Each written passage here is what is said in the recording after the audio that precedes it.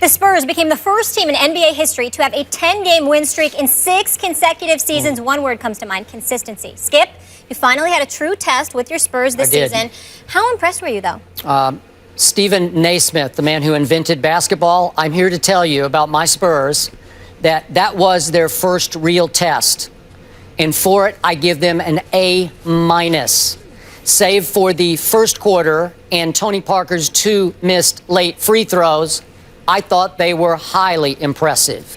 Even though they shockingly came out, to me, flat-footed in that first quarter, in which they gave up somehow 32 points. And we heard Coach Popovich in a sideline huddle say, hey, you're letting them treat you like they're your big brother.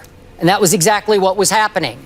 And then my Spurs, the best defensive team in all of pro basketball, clamped down on defense. After 32 in the first quarter, they held LeBron and company to an average of 21 points in quarters 2, 3, and finally 4.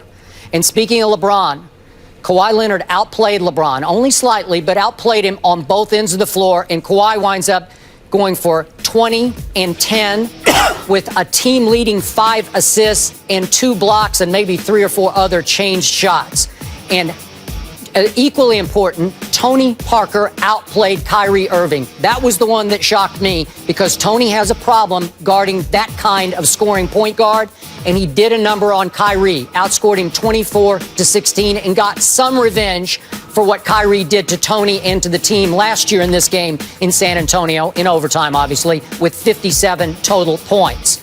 The Spurs, the deepest team in the NBA, as we just heard LeBron say, finally just wore LeBron's team down and out, especially in the fourth quarter.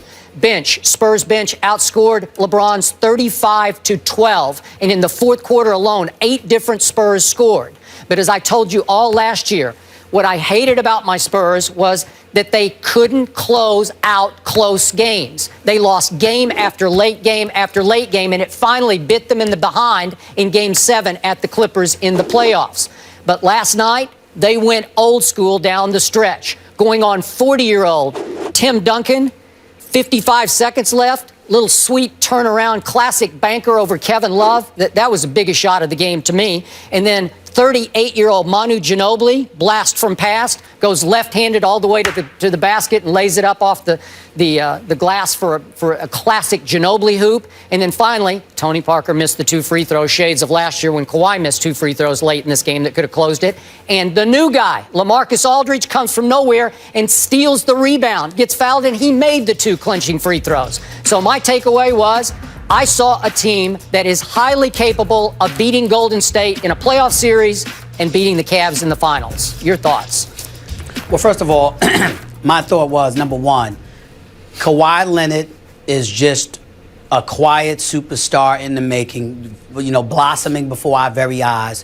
Clearly, he's been around Tim Duncan. The personalities are damn near identical, at least from a public persona, because they have very, very little to say, but they do so much. And Kawhi Leonard plays on both sides of the ball. As far as I'm concerned, the 2 guys that have impressed me most this year, Skip, outside of Steph Curry, of course, being the superstar that he is, the 2 guys that have impressed me the most is Kawhi Leonard and Jimmy Butler of the Chicago Bulls. We'll talk about Jimmy Butler another day, and how I think this dude has emerged as maybe the best off guard in basketball. This brother is special. And I look at Kawhi Leonard, and he's special because of what they do on both sides of the ball. But what I would also like you to remember, as I watch this game, understand Kawhi ain't gonna drop. I'm sorry, not Kawhi. Kyrie is not gonna drop 57. I knew that he wasn't gonna do what he did to the Spurs last March. But at the same time, he ain't going to be, 16 points either. This dude is somewhere in the middle of that, because Kawhi is big time. 6 of 17 shooting, 2 of 5 from 3-point range, 16 points. He's going to do better than that against Tony Parker and the Spurs on most occasions. LeBron, he's going to give you a little bit more than that as well. But you also have to remember, Skip, this isn't the same old Spurs, although it's the same old results. What you have is a situation where out goes Tiago Splitter, who's big, 7-footer, but very physical. Not necessarily as mobile, but mobile enough. But now you got a guy in LaMarcus Aldridge who's an offensive threat, even though he wasn't last night. but he's just as, if not more mobile. He's just as lanky, meaning his length, okay? He defends, and he causes you some problems. And by the way, I'm shocked, Skip, that you didn't bring up this one individual. I expected you to bring him up. His name would happen to be Mr. David West, formerly of the Indiana Pacers, particularly in the first half, grabbing some offensive rebounds, getting a few points.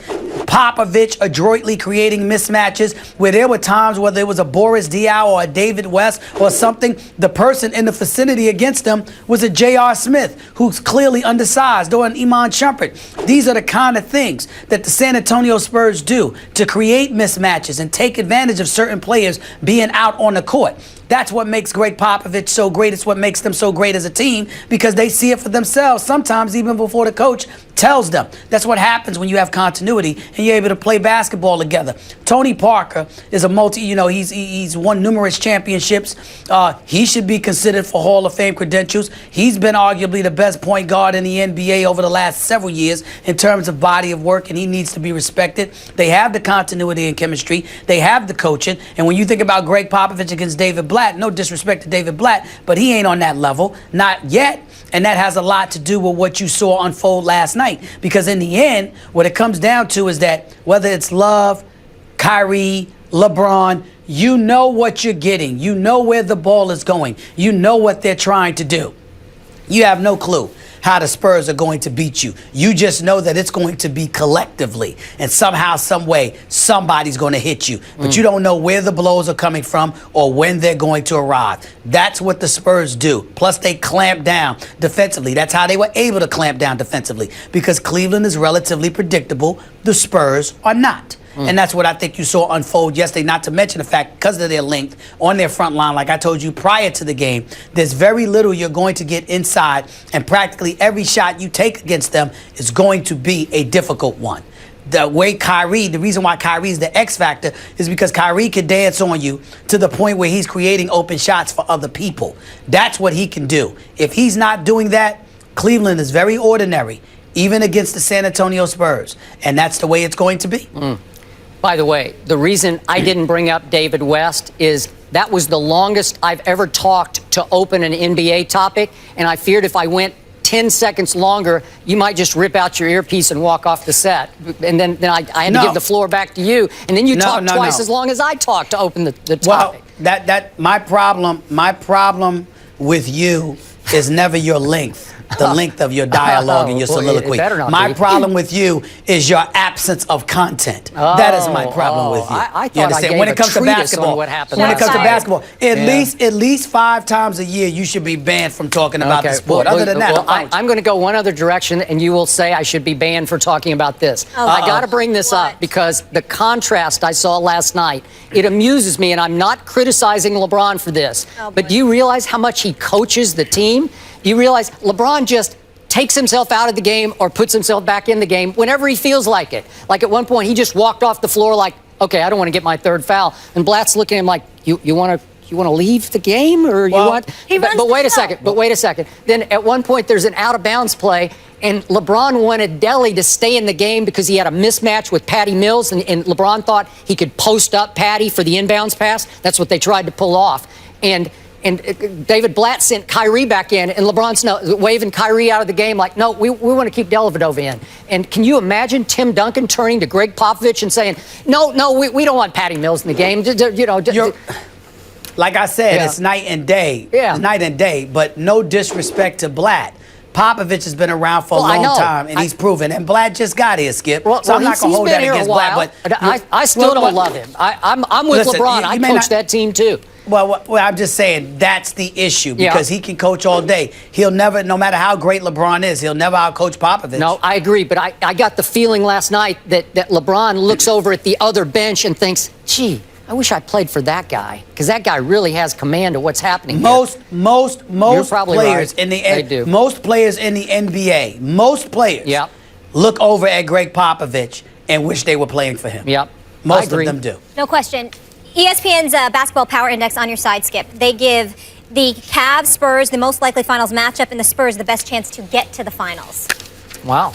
There's this little Golden State team that still keeps hanging in there. Yeah, but Cleveland, that's wrong. Cleveland clearly has an easier path to the finals than anybody in the West. Yeah. All right, we will leave it there. The Packers travel well, and the Cards certainly know how to defend their home turf. So what gives more